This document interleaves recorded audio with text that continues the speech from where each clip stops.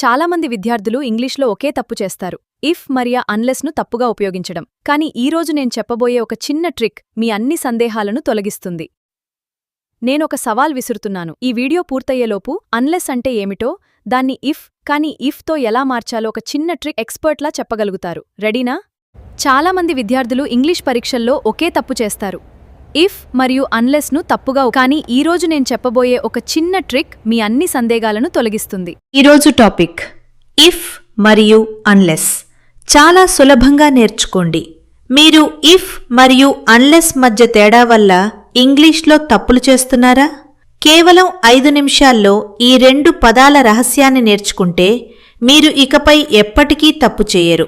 ఒక చిన్న ట్రిక్తో ఇఫ్ మరియు అన్లెస్ను మాస్టర్ చేయాలా? అయితే ఈ వీడియోను చివరి వరకు చూడండి.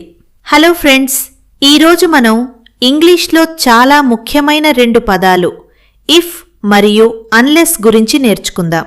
చాలామంది ఈ 2 పదాలను ఉపయోగించేటప్పుడు కన్ఫ్యూజ్ అవుతారు, కానీ ఈ వీడియో తర్వాత మీకు ఎలాంటి సందేహం ఉండదు. యూసేజ్ ఆఫ్ ఇఫ్ అంటే ఏమిటి? ఇఫ్ ఒకవేళ స్లాష్ అయితే ఏదైనా ఒక పని జరిగితే దాని ఫలితం ఏమిటో చెప్పడానికి ఇఫ్ను ఉపయోగిస్తాం. Structure if plus condition result. Examples: if it rains I will stay at home. ఒకవేళ వర్షం పడితే నేను ఇంట్లోనే ఉంటాను. If you study hard you will pass the exam. నువ్వు బాగా చదివితే పరీక్షలో పాస్ అవుతావు. If you eat too much junk food you will become unhealthy. నువ్వు ఎక్కువ జంక్ ఫుడ్ తింటే అనారోగ్యానికి గురవుతావు. ఈజీ ట్రిక్: ఇఫ్ జరిగితే if plus positive condition. Usage of unless. Unless అంటే ఏమిటి? అన్లెస్ కాకపోతే స్లాష్, చేయకపోతే.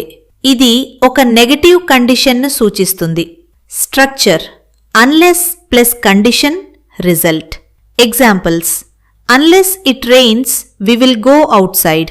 వర్షం పడకపోతే మేము బయటకు వెళ్తాము. Unless you study hard you will fail the exam. నువ్వు బాగా చదవకపోతే నువ్వు పరీక్షలో ఫెయిల్ అవుతావు. Unless you wear a helmet you cannot ride a bike.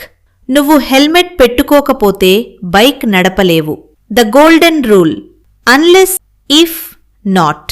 Example 1: unless you hurry you will miss the bus.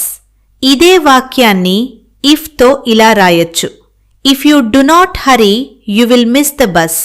Example 2: unless you water the plants they will die. Equals if you do not water the plants they will die.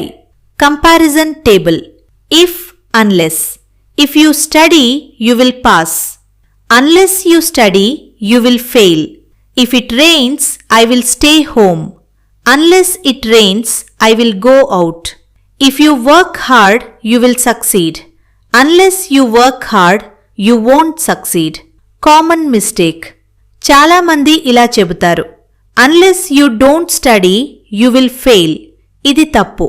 ఎందుకంటే అన్లెస్లో ఇప్పటికే not అనే అర్థం